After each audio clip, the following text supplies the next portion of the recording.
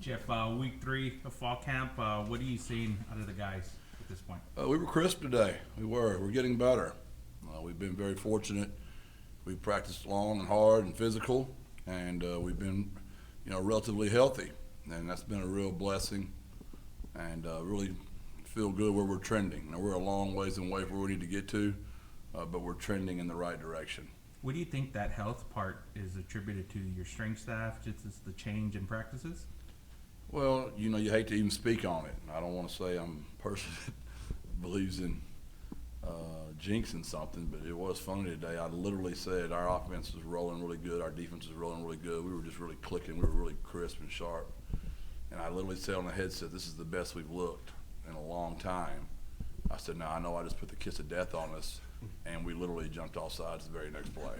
So I'm really scared to even speak on it, but I do know there's been high attention to changing a lot of things in the strength staff, nutrition, data, catapult information, studying other teams.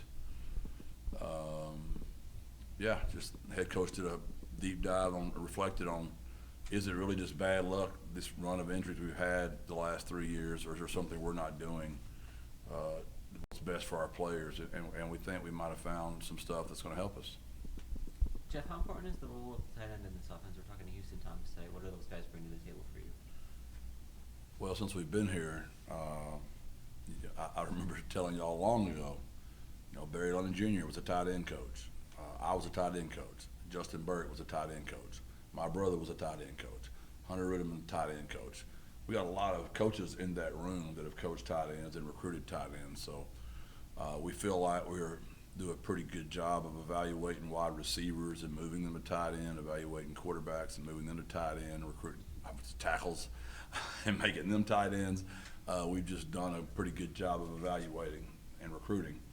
And the development piece is something we take a lot of great pride in. So when you have a lot of good tight ends, you're able to play in 12 personnel, which we've done that pretty heavily since we've been here. So just like you can be so much more flexible because those guys are long and they can run. So they're also vertical threats, but they can also block. So it gives us a lot of flexibility. And we're going to miss Oscar. He was a great player, and we miss Leroy. Those were two really good tight ends. And Gavin Sharp, we've had some good ones here, but we feel good about this group. Did you anticipate that you'd have 3 of them voted into single digits? That's kind of rare, especially for such a small unit. I didn't put that much thought into it. It didn't surprise me when we got the votes back, just because I know how much respect they have for all 3 of those kids. And they're all 3 very different.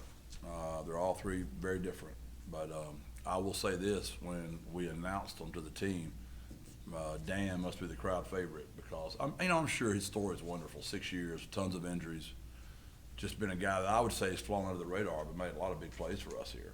And he does the dirty work. He's the backside of inside zone. He's the kick out on some front side stretch schemes. He's the puller on the GY scheme. So I'm happy for Dan. I am, and Houston and Patrick as well. But I think people would have expected those 2 maybe more from the outside looking in. You said they're all very different. Is that in terms of skill sets or like leadership personality? What do you mean by that? Leadership personality for sure, but also skill set. They're different in their skill set as well. Staying on that single digits, everybody got their vote in. We saw nobody in their single digits today. Was that something that was consciously put into play this week during practice, not to have the single digits on jerseys, or was it a team thing? Where did that decision come from? I wish it was just that. We're just transitioning from Adidas to Nike and trying to get uniforms in here and jersey numbers on people. It's just been a lot of chore right now. That transition's exciting and it's fun.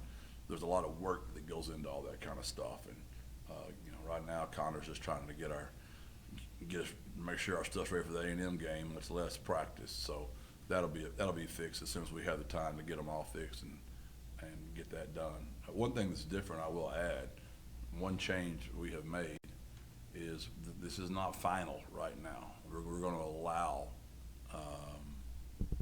kids to still play their way into the number, and we've never done that before. And the reason I felt like that change was necessary is we just have so many in the new era with so much transfer portal. it's very rare you have a Shad Banks that got in that quickly. That's very rare, and we feel like we've got some kids that as the year evolves will play their way into that number.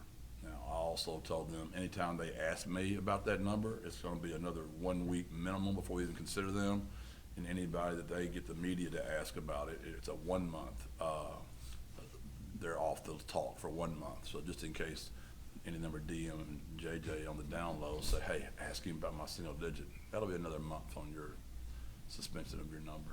How, on that voting part of it, I'm sure you've explained this before, how do they get to, like, I'm sure Owen was way up there, I don't know what the final tally was. Do they get a chance to pick their number, or is it whoever gets the most gets the 0, and then 1, and then 2? How does that break down?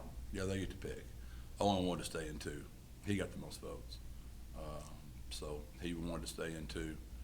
And then Devin got the second most votes, so he chose the 1.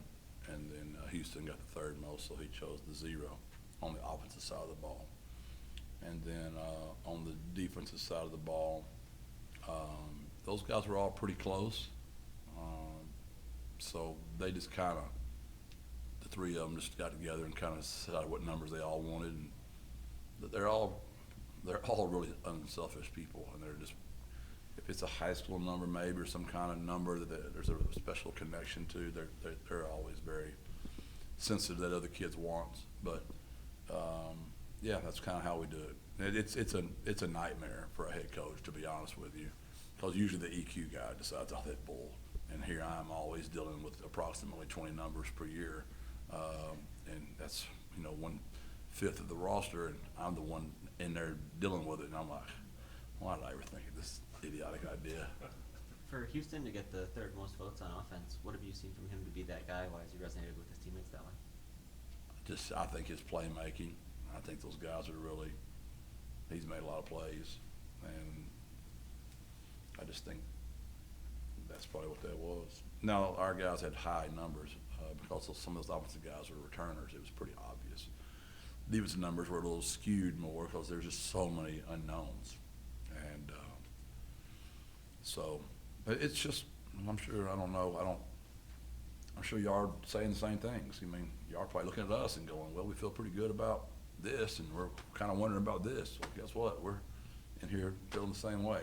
We got to go play some games, and I know I've said it 10,000 times, but Jordan Traylor in the National Football League is going to have to get a few scrimmages. And Alan Metzel, Gilmer, Texas, they're going to have a few scrimmages. We're the only ones that don't get to do that. Now, we get to go against each other, but like our guy said the other day, we had a 98-play scrimmage. I said, no, we didn't. We had a 200-play scrimmage because we were going against each other.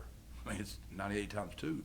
It's 98 for the offense. They feel like it's 98 for the defense, but I'm the head coach. That's 200 plays out there. That's too much. I'd rather just be us hitting somebody else and not each other. Jeff, when you look at the offensive guys that made the single digits, maybe I'm wrong here, but they don't seem like the most vocal guys on the team. Do they have to work at that leadership aspect? It's just I had to really do a good job of teaching them